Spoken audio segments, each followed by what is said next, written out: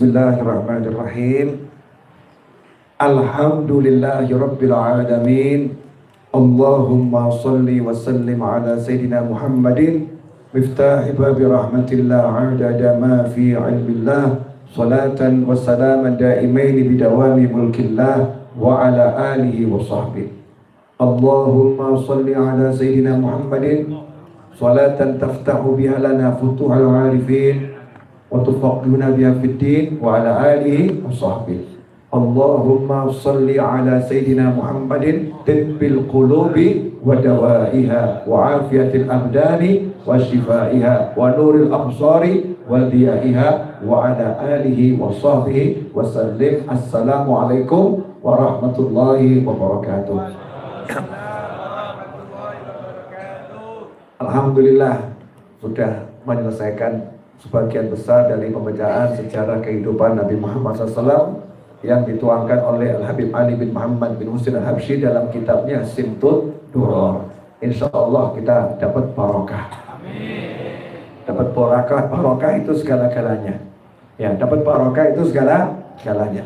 Memang akhir-akhir ini di ceramah saya, khususnya bulan Rajab ini, saya terus-terusan ngomong cari berkah. Yang penting barokah, barokah. Karena diri kita ini udah mulai lupa sama berkah. Hidupnya kebanyakan sekolah, kepinteran. Jadi berkah itu nggak ada dalam pelajaran matematika. Berkah itu nggak ada dalam pelajaran fisika. Berkah itu nggak ada dalam pelajaran kimia. Berkah itu nggak ada dalam pelajaran biologi. Berkah itu adanya dalam Pancasila sila pertama. Ketuhanan yang Maha Esa. Ya, di situ adanya barokah.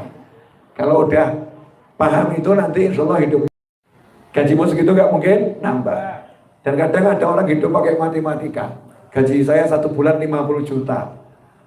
Keperluan saya 1 bulan cuma 10 juta. Berarti sisa 40 juta. Oh tenang dia. Saya punya saldo tiap bulan 40 juta. Dia lupa. Itu kalau nggak berkah, saldonya bisa habis bahkan minus 200 juta.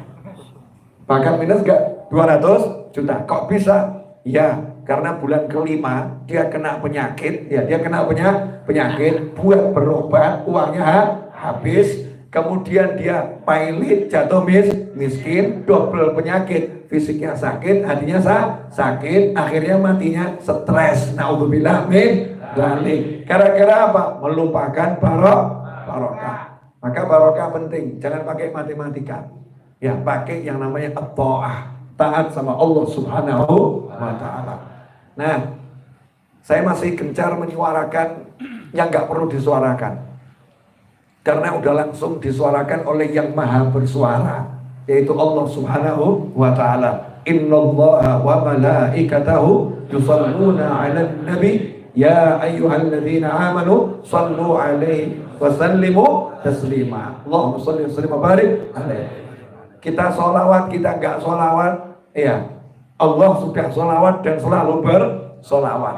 Kita sholawat, enggak sholawat, malaikat sudah sholawat dan selalu bersolawat. Jadi ini menyuarakan yang enggak perlu disuarakan, tapi kita perlu menyuarakan agar kita masuk dalam kelompok manusia-manusia yang disebut oleh Allah Ta'ala dalam Al-Quran. Ya ayyuhalladzina amanu sallu alaihi wa sallimu taslima. Dipanggil sama Allah Ta'ala, ya ayyuhalladzina amanu. Makanya saksi langsung dari yang maha kuasa, saksi langsung dari yang maha mencipta, saksi langsung dari yang maha bisa. Siapa yang rajin sholawat, Allah yang nyebut dia ahli iman. Ya ayyuhalladzina amanu. Hei orang-orang yang beriman. Makanya kalau kita suka sholawat, suka menyuarakan sholawat, suka menyebarluaskan sholawat, gak usah cari dalil dari orang lain, langsung Allah yang ngomong, kamu mukmin, kamu mukmin. Sebab kita dipanggil ya ayyuhalladzina amanu. Siapa yang panggil? Allah. Orang ke masjid, ya orang ke masjid, mungkin kita lah beli mukmin, mukmin. Ya, kadang orang sombong juga masuk masjid. Ya, orang pengen pamer, ya ujub sum'ah juga masuk masjid. Yang percaya sama Allah beneran, yang mukmin beneran, itu yang tahu hanya Allah Subhanahu wa ta'ala. Tapi kita wajib prasangka baik. Setiap orang bergerak ke tempat yang baik, kita harus prasangka ini orang baik. Kita itu boleh suudzon hanya pada diri kita sendiri. Saya yang belum baik, saya yang belum benar. Tapi nggak boleh putus asa, karena harus prasangka baik sama Allah. Lihat Quran kita, lihat Allah, jadinya semangat.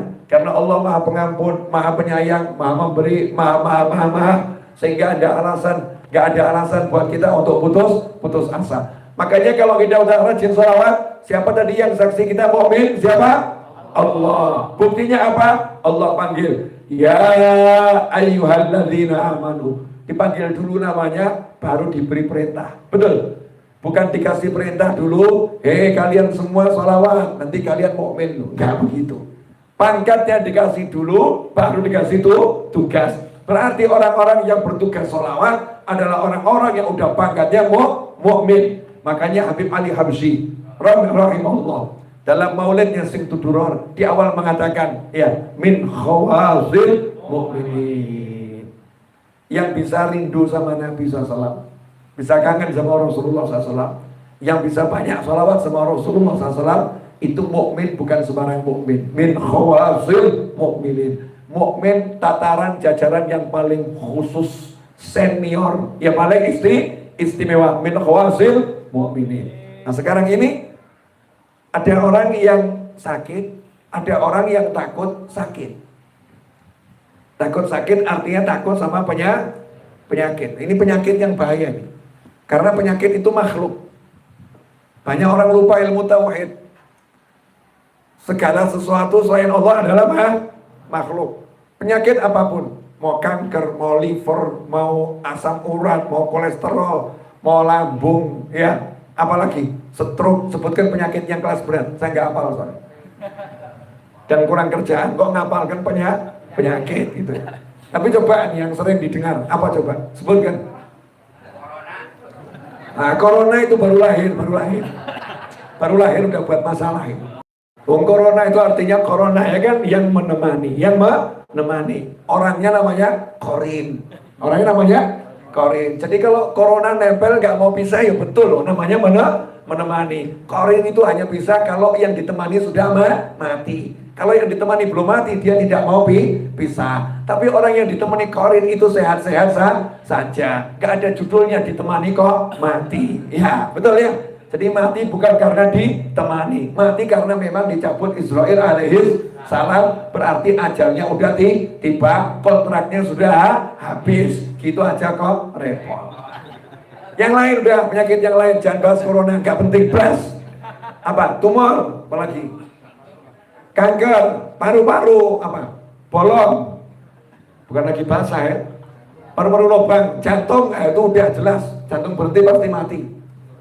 Iya, enggak, salah. Jantung berhenti belum tentu mati. Banyak orang yang udah jantungnya berhenti nyatanya hidup lagi.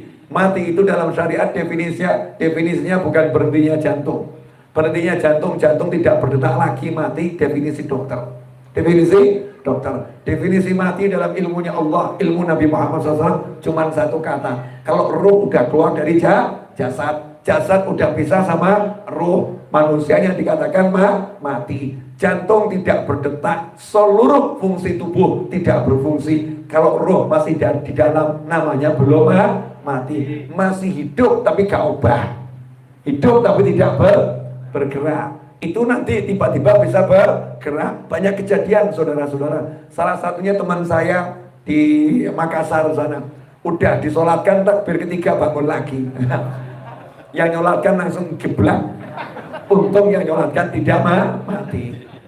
Takbir ketiga, ya udah 3 hari dinyatakan meninggal, udah dimandikan, dikafani, bahkan diawetkan, ya bahkan diawetkan biar jenazahnya nggak membusuk, biar aromanya nggak terlampau, gitu kan ya, diawetkan. Pakai apa tuh namanya buat ngawetkan tuh? Formalin, udah dikasih formalin. Takbir ketiga hidup lagi. Sampai sekarang orangnya masih ada di Makassar. Kalau pengen ketemu nggak akan saya antarkan. Jauh Makassar ya. Cari sendiri di sana ya, cari sendiri. Jadi mati itu karena apa? Ruh pisah. Gak ada hubungannya dengan fisik. Penyakit itu makhluk. Makhluk jangan ditakuti. Takut kok sama makhluk. Takut sama yang menciptakan, yaitu Allah Subhanahu wa ta'ala. Takut sama Allah. Kalau udah takut sama Allah, gak takut sama penyakit. Ya sakit ya dijalani. Orang hidup tuh kan resepnya cuma 2.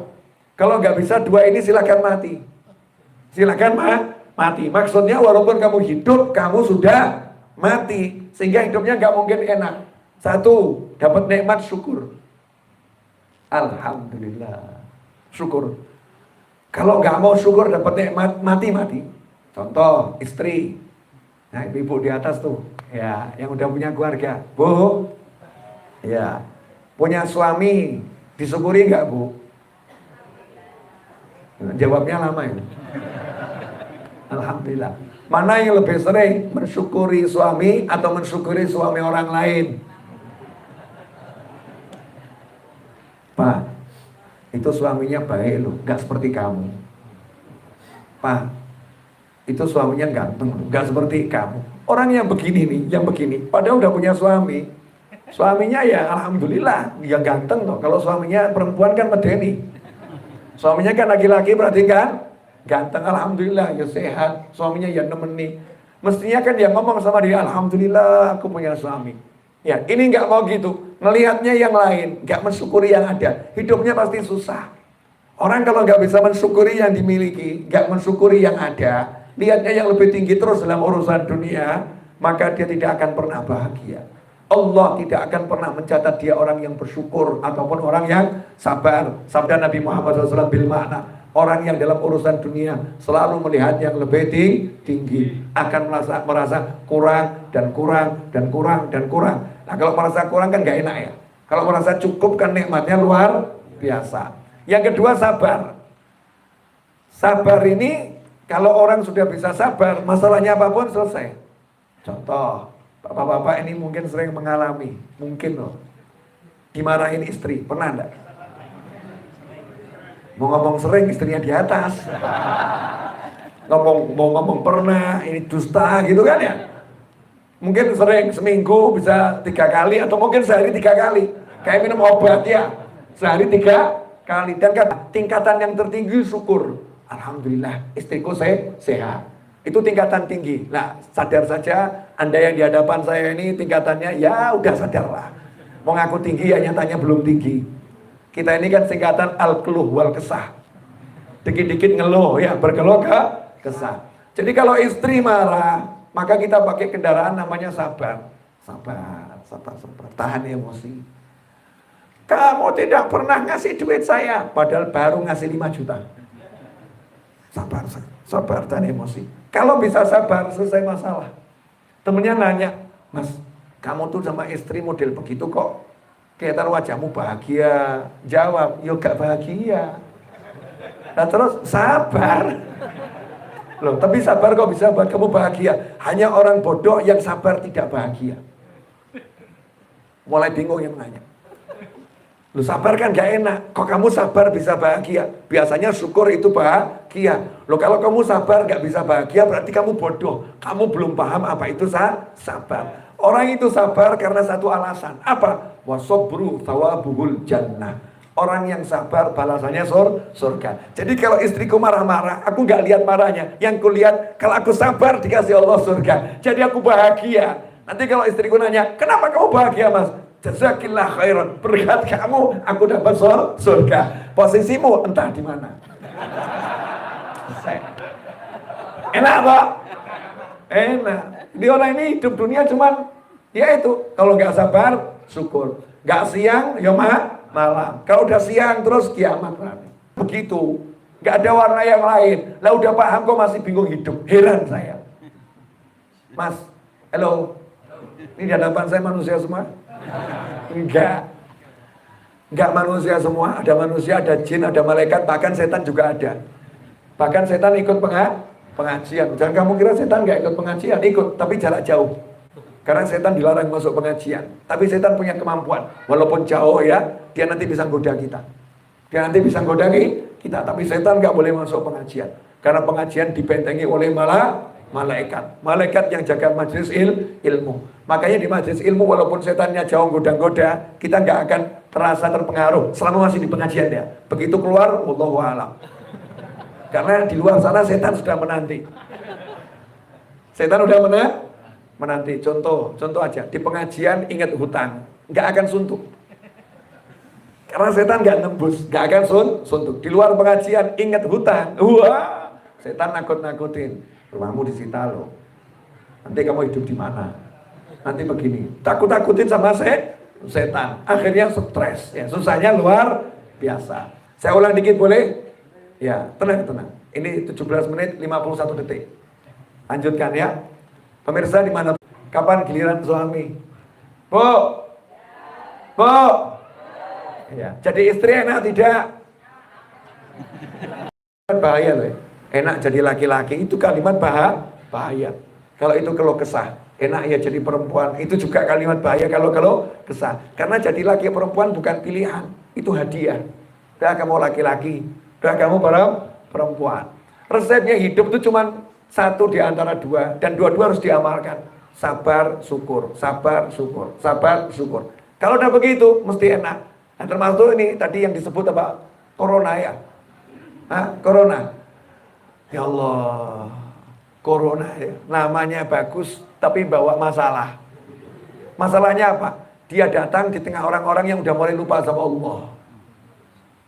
Dia datang di tengah-tengah manusia yang udah mulai lupa sama Allah. Jadi dikasih corona saja kocar kacir. Sampai akhirnya masker diborong.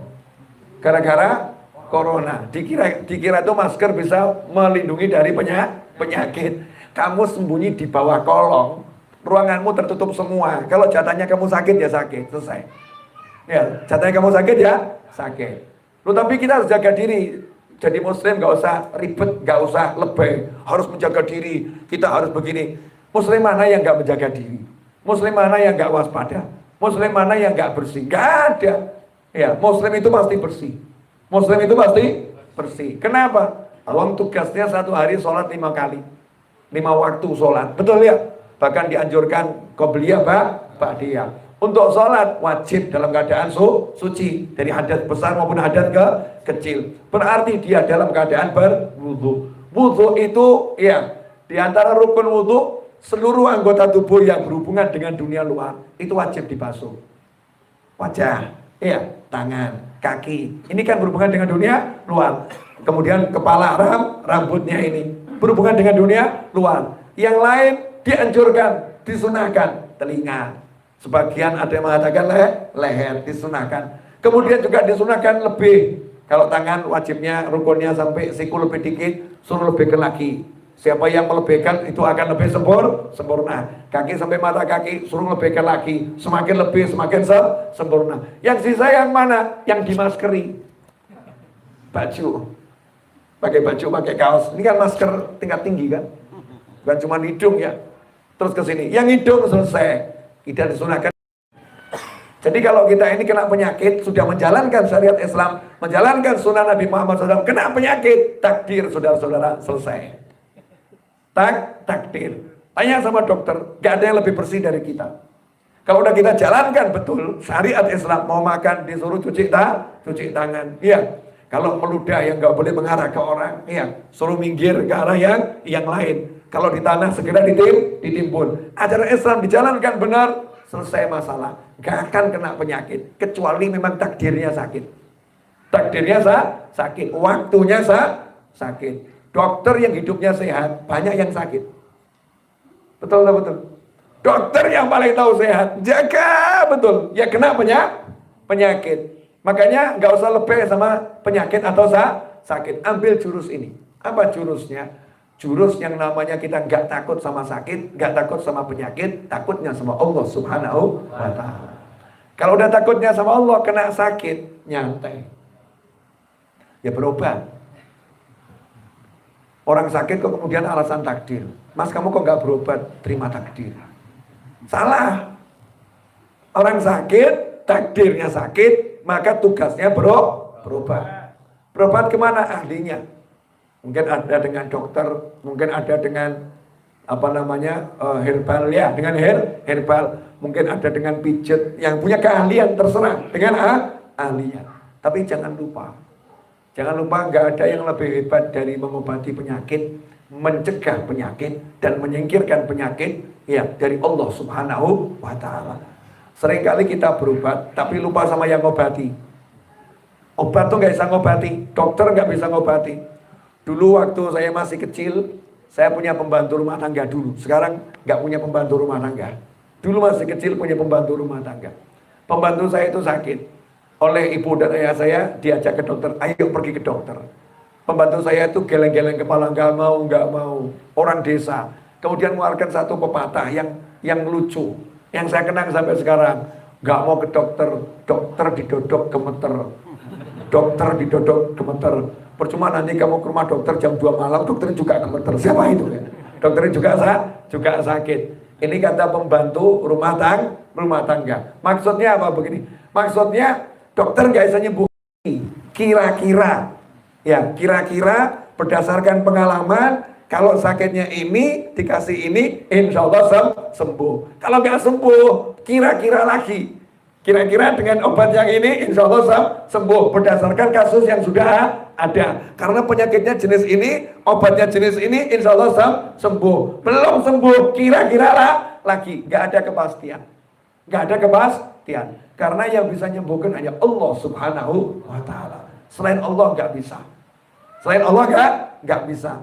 Karena itu nomor satu, jangan cari dokter dulu. Jangan cari dokter dulu. Jangan cari masker dulu. Ya, jangan A sampai Z dulu. Nomor satu, datangi Allahnya dulu. Nah, datangi Allah artinya minta sama Allah dijaga agar sehat. Dijaga agar terhindar dari penyakit. Dan diberikan kesembuhan bagi diri yang sakit dan orang lain yang sakit. Niatnya yang kuat. Nah, doa itu diantaranya Alhamdulillah. Doa yang paling mujarab kalau diawali sholawat. Apalagi kalau sholawatnya udah mengandung doa untuk kesehatan. Wah, itu nikmatnya luar biasa. Alhamdulillah ulama udah ngajari sholawat tibbil qulub. Allahumma salli ala Sayyidina Muhammadin tibbil qulubi wa dawaiha. Ya Allah, limpahkan sholawat kepada Nabi Muhammad SAW. Tibbil qulub, dokternya hati. Dokternya hati. Dan obat bagi semua penyakit hati. Ya, wa nur absar wa dhiyaiha. Cahaya bagi seluruh pandangan. Pandangan apapun itu cahaya dan Nabi Muhammad SAW. Ya. Kemudian tadi juga obat bagi tubuh-tubuh yang sakit, ditambah penutupnya cahaya bagi semua penglihatan. Artinya apa? Kalau sholawat ini didawamkan, dibaca, itu kita lagi tawassul dengan Nabi Muhammad SAW yang dokternya semua orang, obat bagi segala macam penyakit. Rasulullah itu obat SAW. Maaf, ini mungkin nggak dijelaskan sama banyak orang. Ada orang kadang mengkritisi Habib sama Kiai. Habib sama Kiai ini dikit-dikit orang sakit dikasih air. Orang sakit kok disolawati, nggak masuk akal. Pakai akalnya Habib. Ini sakit, kok kamu solawatin? Sakit ya, diobatin, bukan disolawatin. Ya, sakit diobatin, bukan disolawatin, nggak masuk akal. Oke, orang-orang yang cari akal, mari kita bicara pakai akal. Dudukkan dulu permasalahan, pakai akal siapa? Akal hewan, akal manusia, atau akal mukmin? Ya, akal orang yang beriman tentunya. Akal orang yang percaya pada Allah dan Nabi Muhammad SAW. Kalau akal yang kamu gunakan nggak dilandasi Al-Quran dan Sunnah dan ucapan para ulama, maka hentikan dialog mulai sekarang. Dialog ini hanya untuk orang-orang yang akalnya dilandasi Al-Quran dan Sunnah. Bagaimana Al-Quran dan Sunnah? Ayo kita pakai akal kita dengan Al-Quran dan Sunnah. Ada non-muslim sakit nggak bisa berdiri, nggak bisa berdiri. Dia sudah obati dengan semua obat yang ada di masa itu. Bahkan semua dokter di kampungnya sudah turun tangan. Turun tangan dokter yang obatin. Gak ada yang bisa menyembuhkan dia. Gagal semuanya. Padahal itu pakar. Ini kepala sukunya masih tidak bisa jalan, lumpuh. Ya lumpuh. Terus kepala sukunya ngomong. Tadi ada orang-orang kok wajahnya baik-baik.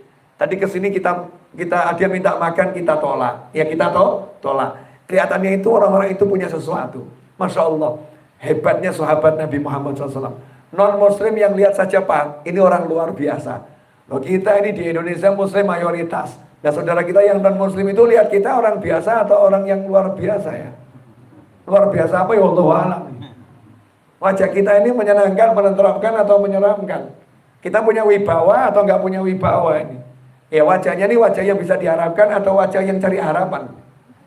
Yang mana nih? Wajah yang bisa diharapkan atau wajah yang cari harapan? Yang mana?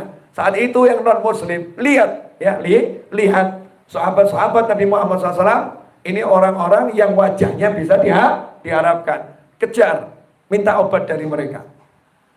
Singkat cerita, salah satu angkat tangan saya bisa ngobati kepala sukumu. Tapi ya mohon maaf, tadi ini kami minta makan, nggak dikasih makan. Kami ini kelaparan semua. Jadi mulai sekarang ya, karena kamu seperti itu, kamu bukhola, bakhil, pelit, ayo kita hitung-hitungan dulu. Kalau sembuh, saya minta bayaran. Sembuh minta bayaran. Udah berapa bayarannya? 100 ekor kambing. Deal. 100 ekor kambing. Teman-teman yang lain juga ketar-ketir nih. Ini kelihatannya nggak punya apa-apa ini. Sama dengan kita nih. Ilmu juga sama, pangkat juga sama. Nggak ada pengalaman jadi dokter ini. Kok berani dia ngomong 100, nunggu di luar semua, nggak ada yang ikut masuk. Suruh sono dewe masuk. Tanggung jawab kamu. Kamu tanggung jawab. Kurang lebih begitu. Masuklah ke desa tadi. Nyantai. Mana kepala sukumu? Ini.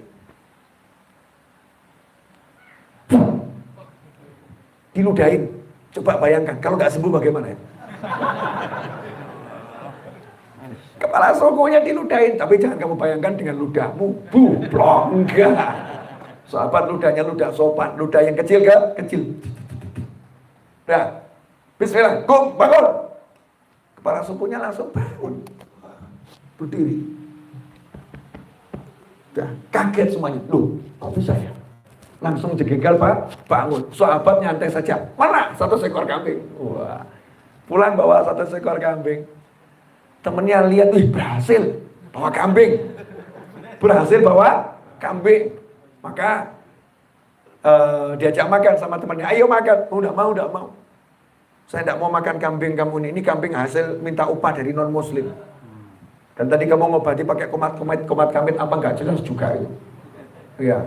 Pakai apa kamu? Ayat Al-Quran. Wah, kamu minta upah dari ayat Al-Quran. Kami nggak mau makan kambing ini. Ini kambing nggak jelas statusnya. Terus terserah kamu. Saya lapar, mau makan. Nah ini sahabat udah mengamalkan ilmu, mau mikir, mau mumet. Ya, udah mengamalkan. Dah, sahabat sembelih makan, terus pulang ke Madinah. Sampai di Madinah, yang lain lapor sama Nabi Muhammad SAW. Ya Rasulullah, tadi ada peristiwa begini. Rasul nanya, mana orangnya mana? Suruh ke sini. Dihadapkan ke semua orang tadi ya. Tadi kamu apakan tuh yang sakit? Saya bacakan Al-Fatihah, wahai Nabi Muhammad SAW. Saya jampi-jampi. Jampi-jampi itu bahasa Jawa diangkat menjadi bahasa Indonesia. Bahasa Arabnya ruqyah. Ya, makanya ruqyahnya sahabat itu nggak banyak apa aneh, santai. Selesai. Itu ruqyahnya sahabat. Nah, kalau kita ini kadang ya. Kita ini kadang. Jampi-jampinya orang-orang soleh itu nyantai saja. Dilihat, dah pulang sembuh. Ya, jampi-jampinya nggak banyak aksi. Itu orang-orang soleh, sahabat, tapi orang-orang yang mulia. Nah, ikhwani rahimakumullah. Subhanallah, dijampi-jampi sembuh. Nabi nanya, lah kamu jampi-jampi pakai apa? Al-Quran. Al-Quran yang mana? Surat Al-Fatihah ya Rasulullah. Surat Al-Fatihah. Terus Rasul nanya, Nabi nggak ngajarin. Nabi nggak ngajarin. Kamu kok tahu Al-Fatihah bisa untuk jampi? Senang Nabi Muhammad SAW. Karena udah umatnya yang cerdas. Ada sahabatnya yang cerdas. Ada sahabatnya yang mulham. Dapat ilham dari Allah Subhanahu wa Ta'ala. Bukan sahabatnya dimarahin. Saya nggak ngajarin lo. Saya nggak pernah ngajarin. Al-Fatihah jampi-jampi saya nggak pernah ngajarin. Bid'ah ini. Saya nggak ngajarin kamu ngarang-ngarang sendiri. Ya saya kan nggak ngajarin. Kamu kok ngarang-ngarang sendiri. Emang kamu lebih hebat dari saya? Saya masih hidup loh dia. Mestinya kan tanya dulu. Kenapa kamu gak tanya dulu? Kenapa kamu ambil keputusan? Kenapa kamu ngarang-ngarang? Dah, walaupun pakai Al-Quran, tapi saya gak ngajarin. Ngawur kamu. Apa Rasul bilang begitu? Enggak, salah. Justru Rasul bersabda, dari mana ya? Kamu kok bisa tahu? Ini jambi dengan senang. Untuk menunjukkan senangnya, Nabi kemudian nanya, iya, minta gitu. Mana jatah saya? Kambingnya mana jatah saya? Dibahas sama ulama. Kenapa Nabi minta mana jatah saya? Satu, untuk meyakinkan yang lain itu betul-betul halal. Maka Nabi juga ikut makan. Yang kedua, ngajari umat. Ya kalau kamu berhasil, ingat gurumu. Itu Al-Fatihah yang ngajari gurumu. Paham? Paham enggak? Ya di rumah paham. Ingat yang ngajari saya. Ya. Jadi kalau sukses ya baca sholawat, ya jangan lupa komisi 10%. Ya begitu, gurunya yang ngajari kok dilupakan. Yang ngajari diingat, Nabi ngajarin. Dah mana jatah saya. Ini bukan dengan obat, gak minum apa-apa. Bahkan ini non muslim, gak iman sama Al-Quran, gak iman sama Al-Quran, gak iman sama Allah Ta'ala. Tapi yang ngobati beriman. Yang ngobati beriman. Maka kekuatannya yang beriman itu bisa ngaruh pada yang mukmin maupun yang tidak mukmin. Makanya sholawat tadi ini, ya gak minum obat. Tapi sholawat minta semuanya. Untuk semuanya, mukmin maupun non-mukmin, muslim maupun non-muslim yang sakit, biar sehat. Karena kalau tetangga kita sakit, mesti ada juga was-was. Kalau ketularan gimana? Nah, mungkin yang agak bakhil, wah nanti kalau ada pengumpulan dana untuk pengobatan gimana ya? Yang bakhil, betul kan ya? Tapi kalau kita ini, semuanya kita doakan sehat, semuanya doakan sehat. Hidup berbangsa, bernegara kan juga enak. Bermasyarakat juga enak. Hidup dalam satu komplek juga enak. Kalau semuanya sehat. Maka baca sholawatnya tadi yang niatnya yang besar. Untuk semuanya, biar sejenisnya orang sakit bisa sembuh. Karena yang menyembuhkan adalah Allah Subhanahu wa Ta'ala. Justru yang paling masuk akal adalah dengan doa. Itu yang paling masuk akal. Yang kedua, Al-Quran. Nabi Isa alaihissalam. Nabi Isa alaihissalam itu ngobati nggak pakai obat. Dan penyakit yang ditangani Nabi Isa itu sampai sekarang pada pusing orang. Penyakitnya judulnya kematian. Orang mati, yuhyil mauta bi'iznillah. Orang mati, ya keluarganya pengen coba dihidupkan sebentar. Nabi Isa, yang mati cuma dipegang, hidup. Enggak kebanyakan gaya.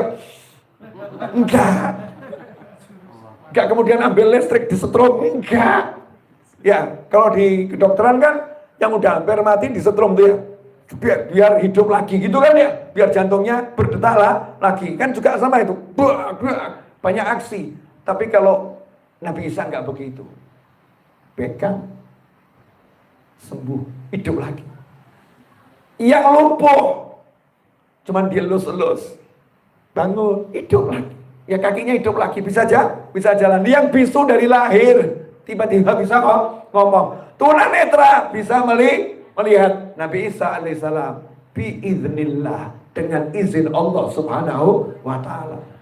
Nah kalau Nabi Isa seperti itu, bagaimana dengan Nabi Muhammad SAW?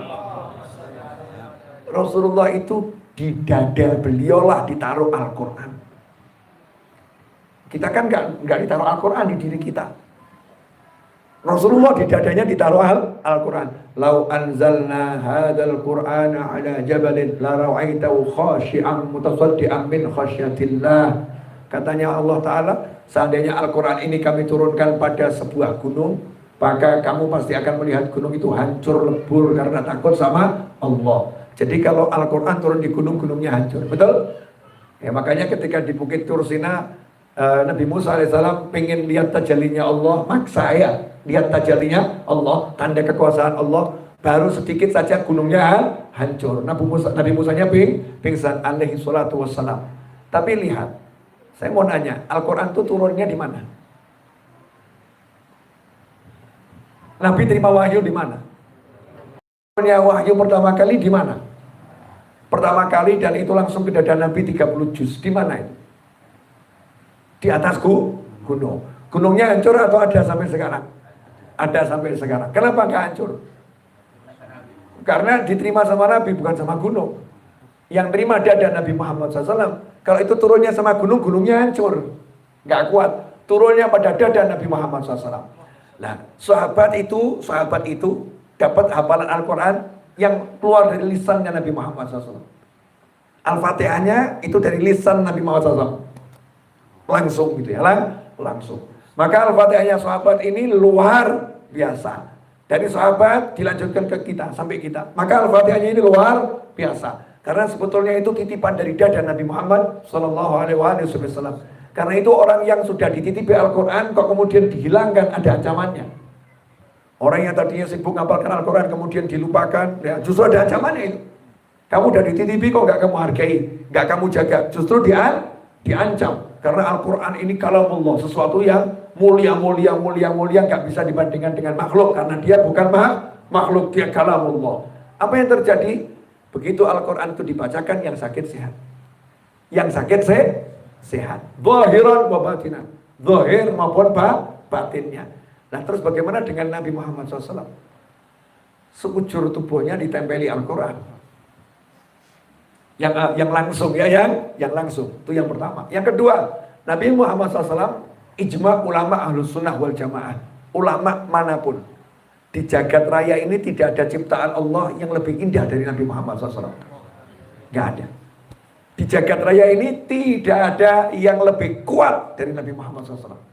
Makhluk Allah yang paling kuat. Buktinya Isra Mi'raj nembus 7 lapis langit ya kembali ke bumi, badannya utuh-utuh saja. Pesawat antariksa itu butuh lapis berapa itu? Nembus atmosfer, balik tinggal protolan kecil aja ya kan ya. Pakai payung gitu, pakai terjun payung setelah itu. Karena melawan atmosfer hancur. Tapi SAW naik buruk. Digambarkan naik buruk itu gak ada pelindungnya. Open, terbuka. Gak seperti mobil atau pesawat open gitu ya. Gak masuk angin. Gak terbakar. Nyantai. 7 lapis lah. Langit tembus. Nyantai. Pada kecepatan seperti ya salahmu sendiri. Karena melanggar peraturan di tol kan maksimal 100 kilo gitu kan ya. Kamu 170 km per jam. Coba buka jendela. Telinga kita itu bisa pecah. Sakit di telinga. Suara angin yang luar biasa. Atau kamu buka sunroofnya itu. Suaranya kenceng di telinga luar biasa. Lah bagaimana Nabi SAW kecepatan super tinggi? Ya, kok biasa-biasa saja. Kenapa? Manusia ini manusia yang paling kuat. Shallu ala Nabi. Manusia yang paling kuat, super kuat Nabi Muhammad SAW. Paling kuat. Kemudian tidak ada ciptaan Allah yang lebih full manfaat dari Nabi Muhammad SAW. Gak ada. Makanya kalau kita cek air ludah Nabi Muhammad SAW obat. Bahkan air seni Nabi Muhammad SAW obat. Darah Nabi Muhammad SAW obat. Keringatnya Rasulullah obat. Sentuhan tangannya obat. Sampai ada sahabat ulama yang ngarang buku tentang sentuhan tangan Nabi Muhammad SAW. Jadi dengan sentuhan tangan itu banyak yang dapat rambutnya Nabi SAW. Rambut jadi obat. Setelah rambut itu terpisah dibagi-bagi sama sahabat dikasih air diminumkan jadi obat. Makanya kalau ada orang nanya, ini apa sholawat tibil qulub? Nabi kok dibilang obatnya hati, penyembuh badan. Ya itu memang Nabi mau obatnya hati, Nabi mau penyembuh badan yang diberikan oleh Allah Subhanahu wa ta'ala. Jelas semuanya? Oke, sedikit lagi. Saya juga udah ngomong kebanyakan nih 42 menit. Tadi tenggorokan gerok, suara nggak keluar, sekarang teriak-teriak. Betul? Geroknya masih ada atau hilang? Masih tapi nggak terasa. Betul kan ya?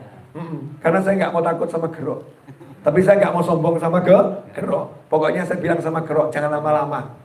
Jangan lama-lama. Karena saya masih suka ngobrol. Suka teriak. Dan kalau kamu lagi mampir, saya akan layani. Silakan mampir. Silakan kamu aktivitas, tapi jangan ganggu aktivitasku. Jangan ganggu aktivitasku. Jadi saya nggak mau ngeluh. Rasulullah, gimana ini? Enggak. Kesian. Surah itu juga makhluk Allah. Makhluk Allah, hargai dia. Ajak bicara saja, ajak ngobrol. Asik-asik. Tapi jangan kamu coba-coba minta penyakit. Nah, Nabi Muhammad SAW tubuhnya semua obat. Dirinya semuanya obat. Zaman sekarang coba tanya sama dokter. Ini ayahnya Mas Niza ini kan dokter. Ya beliau dokter internis. Itu dan ahli senior. Dokter yang Anda temui, cek semua obat yang dikasih, baik bentuknya itu padat maupun cairan, pasti itu sumbernya, asalnya dari tumbuhan. Zat asalnya, kimianya dari tumbuhan. Dari sesuatu yang dalam bumi, zat asalnya dari dalam bumi. Zat asal itu diramu, jadinya obat. Setelah dengan hitungan-hitungan tertentu. Kurang ini kasih ini, obatnya ini. Kan begitu ya.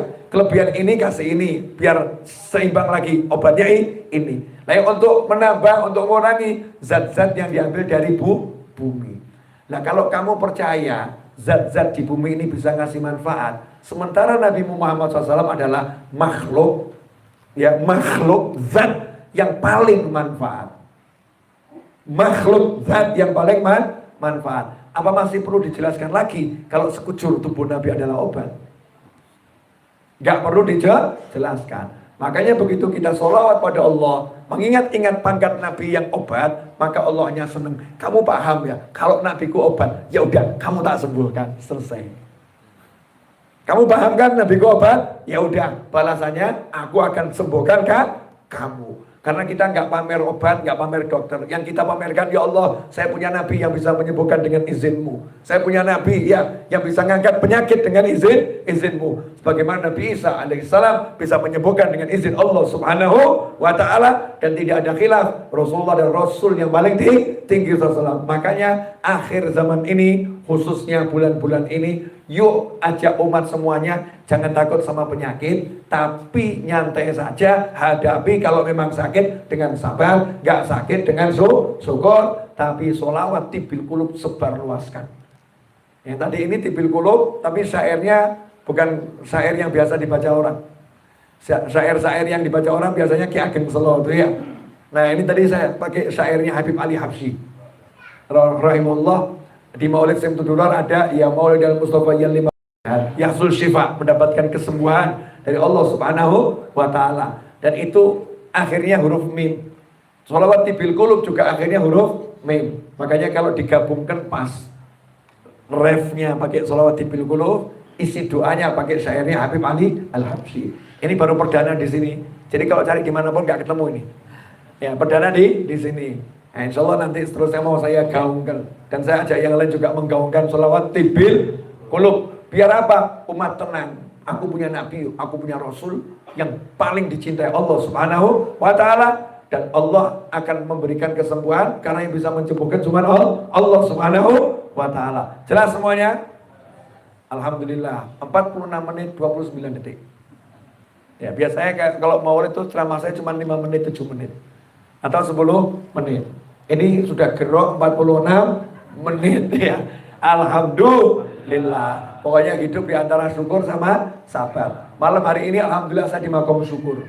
Saya nggak mau makom sabar. Enak makom syukur. Pilih mana kamu, sabar atau syukur? Makanya guru saya ngasih wasiat sama saya. Jangan pernah minta sama Allah sabar. Kamu kalau minta sabar sama Allah berarti minta diuji. Minta diuji. Karena sabar itu kalau ada ujian.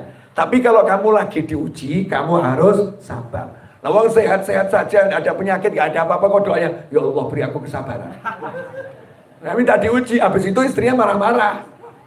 Minta diuji, habis itu suaminya marah-marah. Minta diuji, habis itu anaknya ganggu. Ya salahmu sendiri. Kok damai-damai, enak-enak, kok minta sabar. Sabar itu diminta kalau lagi ada masalah. Ya Allah, beri aku kesabaran dalam menghadapi penyakit ini. Ya Allah, beri aku kesabaran dalam menghadapi suamiku. Ya Allah, boleh bu. Kalau suaminya emang nyebelin, ya nyebelin luar biasa, minta kesabaran. Itu bu, boleh. Bagus bahkan. Karena kalau istri nggak sabar bahaya. Dikit-dikit ke pengadilan. Na'udzubillah min dzalik. Kalau istri nggak sabaran, dikit-dikit ganti suami. Ya na'udzubillah min dzalik. Sabar. Sama juga suami. Sabar ngadepin istri. Suami nggak sabaran, dikit-dikit ganti istri. Nah itu modus itu. Ini buat alasan istri saya bakal lagi ganti, istri saya begini ganti, padahal nafsunya pengen gonta ganti. Na'udzubillah min. Belum sudah saya jelaskan ya. Jangan lupa ini bulan Rajab. Ini bulan Rajab. Bulan yang kita disuruh doa minta berkah. Allahumma barik lana fi Rajab wa Sya'ban wa ballighna Ramadan. Setahun yang lalu masuk bulan Rajab, itu share-sharean isinya, share-sharean di YouTube, di WhatsApp, Facebook isinya doa ini tersebar kemana-mana. Allahumma barik lana fi Rajab wa Sya'ban wa ballighna Ramadan. Rajab ini yang tersebar, hati-hati corona. Yang tersebar di mana-mana corona. Doa Nabi kok dihilangkan. Kemudian pesan saya, jangan tinggalkan sunnah Nabi gara-gara corona. Gara-gara corona saya lihat di TV internasional tuh ya. Itu orang salaman aneh-aneh sekarang. Salamannya pakai sikut. Ada yang salamannya pakai kaki. Iya. Ada yang salamannya mungkin pakai kepala. Dok gitu ya. Salamannya aneh. Udah salaman pakai tangan. Bismillah jabat tangan. Muslim sama muslim jabat tangan dosa berguguran. Jangan takut ketularan. Ketularan. Gara-gara takut ketularan salamannya aneh. Ini bukan salaman namanya. Ya, takut sakit jantung. Ya, bukan salaman. Salaman udah jabat tangan. Masa kalah sama Presiden Amerika itu siapa? Gak penting juga dihafalkan. Siapa namanya? Hah? Siapa? Donald Trump. Itu yang lain salamannya pakai sikut, pakai ini. Donald Trump itu bukan muslim. Salamannya gagah. Dia Donald Trump aja nggak takut sama corona. Kamu muslim takut sama corona. Wah, anehnya luar biasa. Jelas semuanya? Dah, jangan takut ke masjid. Wah, itu di masjid kemarin ada yang batu-batu. Jadi jangan ke masjid dulu. Masya Allah. Gara-gara corona, masjidnya sepi. Pengajiannya sepi. Tapi anehnya, ya penonton bioskop nggak pernah sepi. Yang nonton bioskop walaupun corona rame. Mall, tempat pertemuan istiqomah terbesar di dunia tiap hari. Mall. Tempat berkumpulnya manusia terbesar tiap hari. Mall dan pasar. Itu tiap hari manusia kumpul istiqomah. Betul? Ada corona, pasar semakin rame. Mall semakin rame. Nah kok kamu tambah buat sepi pengajian? Kan anehnya luar biasa. Yang menyembuhkan adalah Allah Ta'ala, yang mendatangkan obat adalah Allah Subhanahu wa Ta'ala. Maka angkat tangan, minta sama Allah Ta'ala. Mari kita akhiri kajian ini dengan 3 kali baca sholawat tibbil qulub. Walaupun tadi udah banyak, biar semangat hati.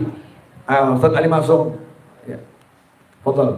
Allahumma sholli ala sayyidina Muhammadin tibbil qulubi wa dawaiha wa afiyatil abdani wa shifaiha wa nuril absari wa diyaiha wa ala alihi wa sahbihi wa sallim. Allahumma salli ala sayyidina Muhammadin tibbil qulubi wa dawaiha wa afiyatil abdani wa shifaiha wa nuril absari wa diyaiha wa ala alihi wa sahbihi wa sallim. Allahumma salli ala sayyidina Muhammadin tibbil qulubi wa dawaiha wa afiyatil abdani wa shifaiha wa nuril absari wa diyaiha wa ala alihi wa sahbihi wa sallim. Amin. Kabul insyaallah. Saya ucapkan jazakumullah khairan, mudah-mudahan berkah buat semuanya. Saya kembalikan waktu kepada Mas Riza and tim. Jazakumullah khairan. Wassalamualaikum warahmatullahi wabarakatuh. Terima kasih atas